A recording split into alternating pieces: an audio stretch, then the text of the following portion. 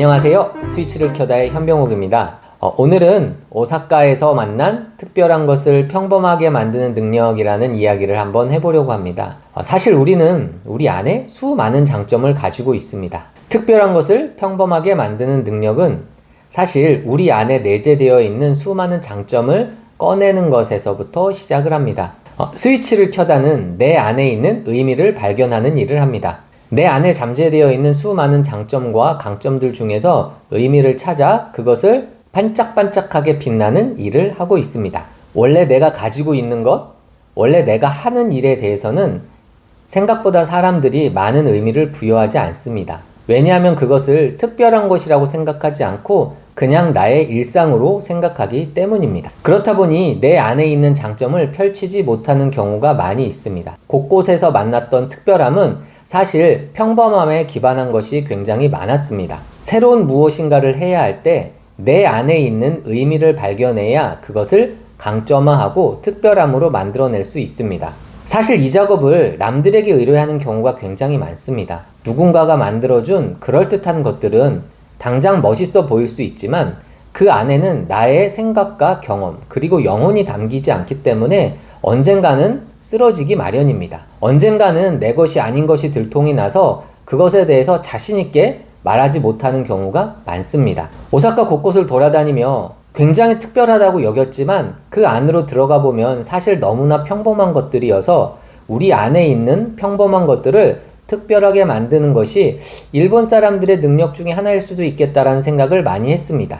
오사카 곳곳을 돌아다니며 평범하지만 특별한 것들을 보면서 평소에 내가 하고 생각하고 경험하는 것들이 일상적인 일일지라도 얼마나 큰 의미를 담고 있는가에 대해서 다시 한번 생각해 보게 되었습니다. 그래서 이번 컨셉 드립을 다닐 때 조원들과 이야기를 나누면서 가장 많이 했던 질문 중에 하나가 왜 하세요? 어떻게 하세요? 사람은요? 라는 이야기였었던 것 같습니다. 제가 이 질문을 많이 했던 이유는 평범함 속에서 특별함을 꺼낼 때 이것들이 반드시 필요하기 때문입니다. 지금부터 제가 일본 오사카를 돌아다니며 만났던 특별함 중에 평범함을 기초로 한 이야기를 해보려고 합니다.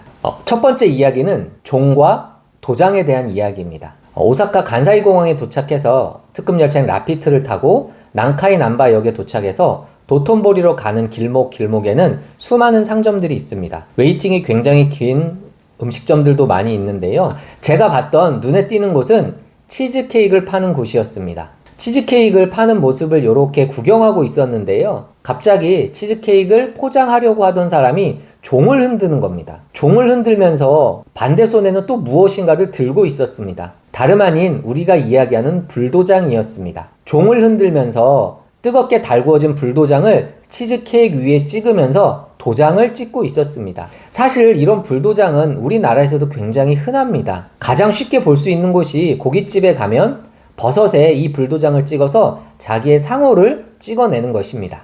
치즈케이크를 기다리던 사람들이 직원이 종을 울리면 일제히 핸드폰을 꺼내서 사진을 찍기 시작합니다. 그 이유는 종을 흔든다는 것은 곧 도장을 찍는다는 것을 의미하기 때문입니다.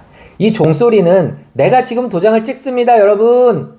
과 같은 의미입니다. 이렇게 도장을 찍는 행위는 사실 별거 아닙니다. 그런데 종을 흔들면 사람들의 귀가 열리게 되고요. 귀가 열리자 사람들은 핸드폰을 꺼내게 됩니다.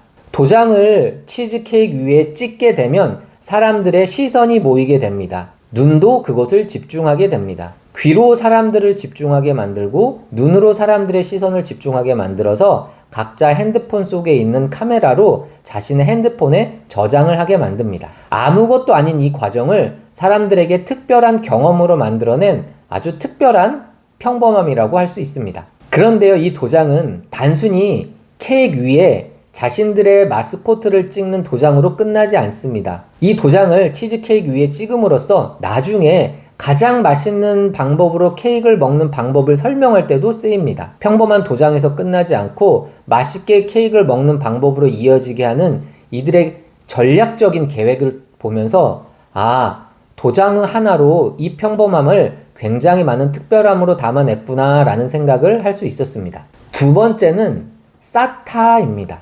모츠나베는 후쿠오카에서 유명한 음식입니다. 일본에 금융위기가 왔을 때 모두가 긴축 재정을 펴면서 절약하고 돈을 아끼던 시기가 있었습니다. 우리나라로 치면 IMF 때와 비슷했겠죠. IMF 때 우리나라를 휩쓸었었던 건 1,000원 김밥이었습니다. 그것처럼 그 당시 서민들의 주머니가 가벼워진 그런 상황에서 돼지 내장들을 이용을 해서 풍성하게 먹을 수 있게끔 야채를 수북히 넣어서 만들어낸 모츠나베, 우리나라로 이야기하면 곱창전골, 대창전골이 되겠죠. 이런 것들이 굉장히 유행을 했었습니다. 그것이 바로 후쿠오카에 있는 한인들 사이에서 발생되게 되었고 후쿠오카의 대표적인 명물 음식이 되었습니다. 모츠나베는 주머니가 여유롭지 않던 시절 누군가에게 풍성하게 주기 위해서 혹은 풍성하게 먹기 위해서 만들어낸 음식입니다. 그리고 그 당시에 내장 부위는 많은 사람들이 먹지 않아서 굉장히 쌌던 식재료였습니다.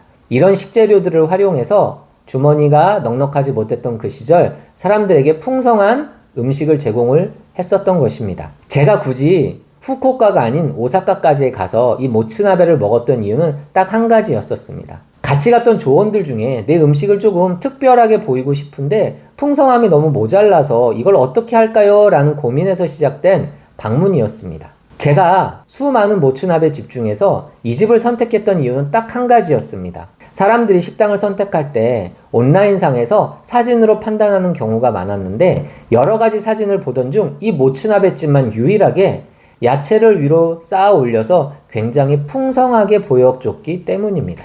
야채를 어떻게 두느냐에 따라서 풍성하게 보일 수도 있고 그저 그렇게 보일 수도 있고 평범하게 보일 수도 있습니다. 아주 평범할 수 있었던 모츠나베를 야채를 위로 수북히 쌓아 올리면서 특별하게 보였던 이 장면에서 저는 시선이 멈췄고 그 식당을 방문하게 되었습니다. 온라인상에서 눈에 띄기 위해서 수많은 방법들을 사용하고 있습니다. 최근에는 인스타그래머블하게 보정을 해서 빨갛고 반짝반짝하고 눈에 띄는 작업들을 하고 있습니다. 온라인상에서 수많은 업체들이 나 여기 있어요 하고 이야기를 하고 있습니다. 그런데 대부분은 요새 인스타그래머블한 사진들로 나 자신을 홍보하고 있습니다. 모두가 비슷한 모양이기 때문에 오히려 더 눈에 띄지 않는 경우가 있습니다. 모두가 평범하게 야채를 냄비 안에 넣었을 때 유일하게 혼자 위로 쌓아 올렸던 이 식당만이 제 눈에 띄었던 것처럼 온라인상에서 어떻게 눈에 띌 것인가에 대한 힌트를 주는 식당이었습니다.